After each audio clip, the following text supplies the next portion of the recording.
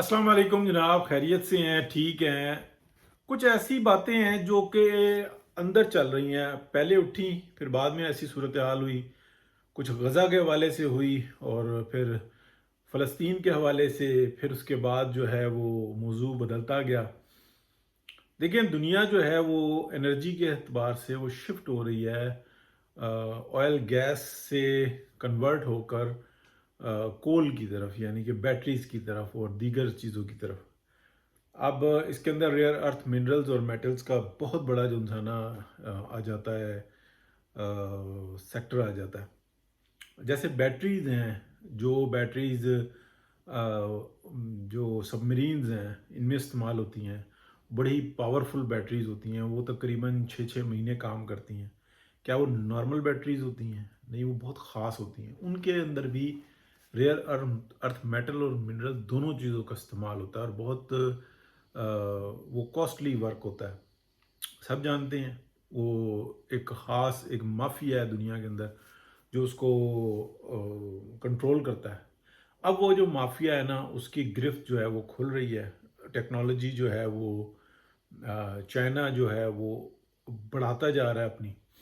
और आपके इल्म में है कि जो मेटल्स हैं बहुत सारे, बहुत सारे या कह लें या कुछ मेटल्स जो ख़ास हैं, रेयर अर्थ मेटल्स हैं, चाइना ने उनकी एक्सपोर्ट के ऊपर पाबंदी लगा दी हुई है। और उसकी वजह से अमेरिका बहुत परेशान है, जबकि वही मेटल्स जो उनसे हैं ना वो पाकिस्तान में मौजूद हैं, निकाले नहीं जाते। जो पाकिस्तान में मौजूद हैं उनकी तादाद जो है वो ग्रीनलैंड और जो यूक्रेन है उनमें जो मेटल्स हैं, रेयर अर्थ मेटल्स हैं, उसकी बनिस्बत बहुत ज़्यादा है। तो चंद एक जगहें हैं जहाँ पर ये मौजूद हैं, रशिया में कुछ जगहों पे मौजूद हैं, लेकिन पूरे अमेरिका में अमेरिका में अगर आप ग्रीनलैंड को अगर आप कहें तो वहाँ पर तो मौजूद है, अमेरिका में नहीं है, कनाडा में नहीं है, या कनाडा में है तो वो बहुत ही मामूली तादाद में है, किसी जो सर्वेज वगैरह बताते हैं। पाकिस्तान में भी ये बहुत बड़ी तादाद में है। और ये ऐसा नहीं है कि जैसे आयरन की तरीके से हो, जैसे गोल्ड के तरीके से हो, होते इनके साथ ही हैं, लेकिन इनको निकालने की टेक्नोलॉजी बिल्कुल डिफरेंट होती है। और ये पहाड़ खोद कर और इस तरीके से भी नहीं, ये इसकी टेक्नोलॉजी बिल्कुल ही डिफरेंट है। तो बिल्कुल आप ऐसे समझ लें जैसे ट्रैक्टर के पीछे कोई मैग्नेट बांध दिया जाता है, तो उसमें कील और कांटे इस टाइप की जो चीज़ें होती हैं वो चिपकती रहती हैं, फिर वो किसान को निकालने में आसानी होती है। तो ये आप कह लें आयरन को पकड़ने का तरीका आ जाता है।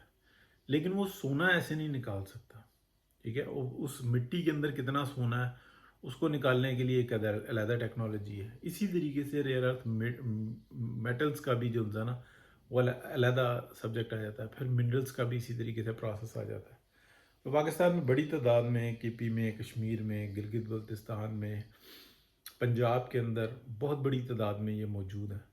अच्छा, जो सेमी प्रेशियस स्टोन्स और मार्बल और ऐसे पत्थर जो कि बड़े नायाब हैं दुनिया के अंदर, उनकी तादाद बलूचिस्तान के अंदर मौजूद है।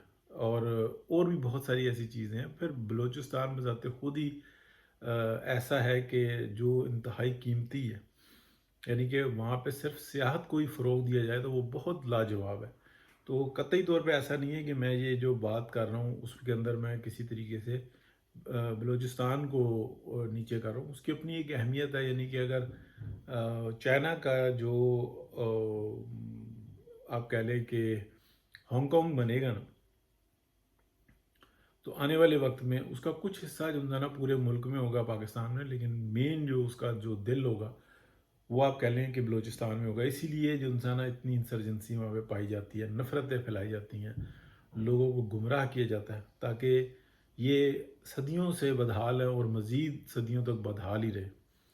तो नताइज में, यानी कि वो समझ नहीं पाते कि दुनिया कनेक्ट हो रही है आपस में, पूरा यूरोप एक हो गया और उसके बाद और उसके लिए तरक्की और खुशहाली के रास्ते खुले हैं, बेपनाह रास्ते खुले हैं। कुछ मसाइल भी आए हैं लेकिन वो इमिग्रेशन टाइप के से हैं, लेकिन बाकी तो इसने सहूलत ही सहूलत हासिल की है। अब मैं आगे बताता हूँ कि ये जो आज मुलाकात है वज़ीर आज़म से और दीगर मुलाकातें हो रही हैं, साथ साथ अगर इस वक्त में कहें कि अचानक से कोई चीज़ सामने आ जाएगी तो बहुत ही 1-2% चांसेस हैं।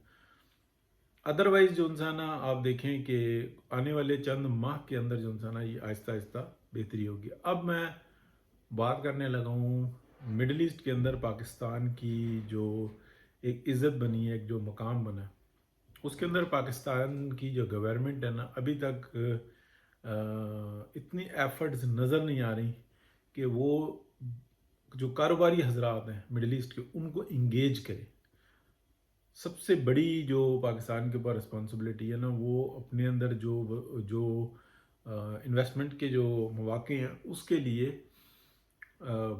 मिडल ईस्ट को बिलखसूस जो है ना वो इंगेज करे, और यहाँ पर इन्वेस्टमेंट बड़ी तादाद में हो।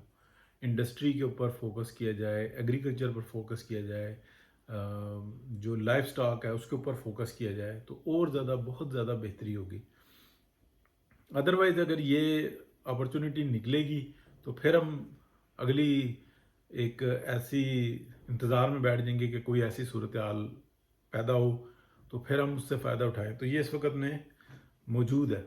तो जो हो रहा है इस वक्त में, आप समझ लें कि Pakistan best of the best है, लेकिन और ज़्यादा बेहतर हो सकता है। अब मैं आपको बताऊँ दिफा के हवाले से कि किस तरीके के जो हैं मुतवक्को हैं, जो अभी तक हमारे सुनने में आ रही हैं, कि जो दिफा के एतबार से ना मिडल ईस्ट के अंदर अपने मसाइल वो होते हैं। हर कंट्री के ना अपने मसाइल हैं। जैसे सऊदी अरेबिया है, वो एक अपनी यूनाइटेड जो है वो अपनी फोर्स नहीं बनाना चाहता, वो उसको डिवाइड रखना चाहता है।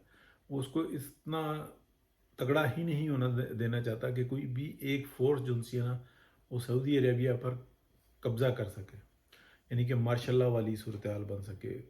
अदरवाइज़ वो फाइनेंशियली जो है ना बहुत स्ट्रॉन्ग है। तो जो अभी की सूरत हाल है ना, वो ये है कि शायद पाकिस्तान के अंदर सिविल एडमिनिस्ट्रेशन को ना बहुत ज़्यादा अपॉर्चुनिटीज़ मिलें पाकिस्तान को डेवलप करने की, और पाकिस्तान के दिफा को मजबूत करने की बहुत ज़्यादा जो इंसान अपॉर्चुनिटीज़ मिलें। और उसका जो हिस्सा है वो आप कह लें कि सऊदी अरेबिया के अंदर हमा वक्त होगा, और उसका पॉलिटिक्स, वहाँ की लोकल पॉलिटिक्स से कोई ताल्लुक़ नहीं होगा, वहाँ की हुकूमत से कोई ताल्लुक़ नहीं होगा, बल्कि वो सिर्फ़ और सिर्फ पाई जाएगी सऊदी अरेबिया की डिफेंस के लिए। और पाकिस्तान का डिफेंस भी सऊदी अरब का डिफेंस होगा। और बहुत जो बात अजीब सी लग रही थी, लेकिन मैं शुरू से कह रहा था, जो मालूमात में आई थी कि आने वाले वक्त में चाइना जो है वो उसकी गाइडेंस के साथ और उसकी सुपरविजन में कह लें, सऊदी अरब, पाकिस्तान, ईरान, तुर्की, ये सब जो है ना ये एक होंगे। जबकि एक वक्त ऐसा आया था कि इसमें सऊदी अरब दूर नज़र आ रहा था, कि पाकिस्तान, ईरान और तुर्की ये लग रहे थे कि इसका ज्वाइंट होगा। लेकिन अभी जो लेटेस्ट जो सूरत हाल आ रही है उसके अंदर ये चार बड़े ममालिक जो है ना, अगर ये एक होंगे और इनके अंदर यानी कि अपॉर्चुनिटीज़ देंगे, तो ये एक्सीलेंट एक बनता है। और ये ज्वाइंट होता है तुर्की, सऊदी अरब, ईरान, ये सब ज्वाइंट होते हैं बाय रोड चाइना के साथ, और इसका मरकज़ बनता है पाकिस्तान। तो अल्लाह खैर करेगा जी। बड़ी न्यूज़ हैं, लेकिन दुनिया भी इसी वजह से परेशान है।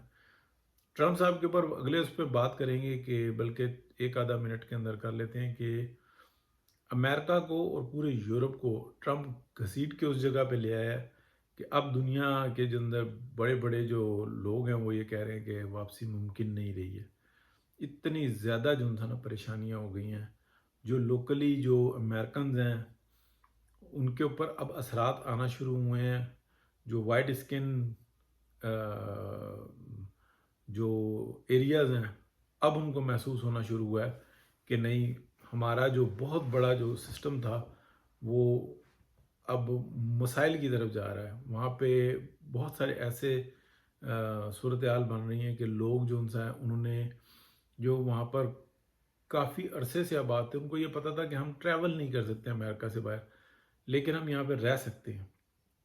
उन्होंने बड़े बड़े कारोबार شیئرز بائی کیے ہوئے تھے، کاروبار میں حصے تھے، کچھ لیگل تھے، کچھ ان لیگل تھے۔ ان لیگل سے مراد یہ تھا کہ ڈاکومنٹیشن انہوں نے کسی کے نام پہ کوئی بزنس لیا ہوا ہے، اس ٹائپ کا کر رہے تھے۔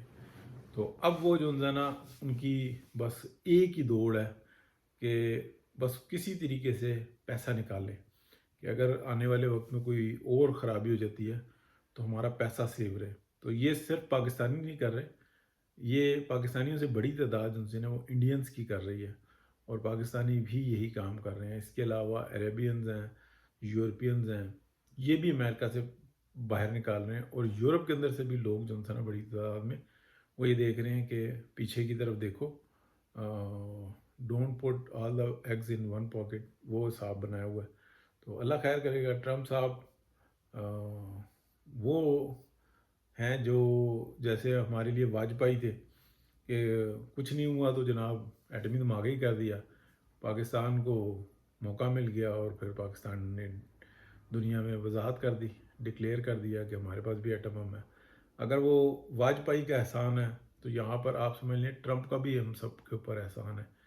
ظاہراً بڑی تکلیف دہ ہے غزہ کے اندر، لیکن اگر آپ دیکھیں تو جو غزہ کے جو ظلم ہے اس کی وجہ سے جو مسلمانوں کو اپرچونٹی ملی ہے، اور جس طریقے سے یہ قریب ہوئے ہیں اور فکر نظر آ رہی ہے اور ایک دوسرے سے مل رہے ہیں، کہاں اکڑی ہوئی کمریں ہوتی تھیں، اور جب فنڈ دیتے تھے تو وہ اس طریقے سے دیتے تھے جیسے کہ کوئی ایک کسی ٹیم کو یہ فنڈ دے دیتے ہیں، اور ہنستے تھے کہ ہم خود ہی بہت ہیں۔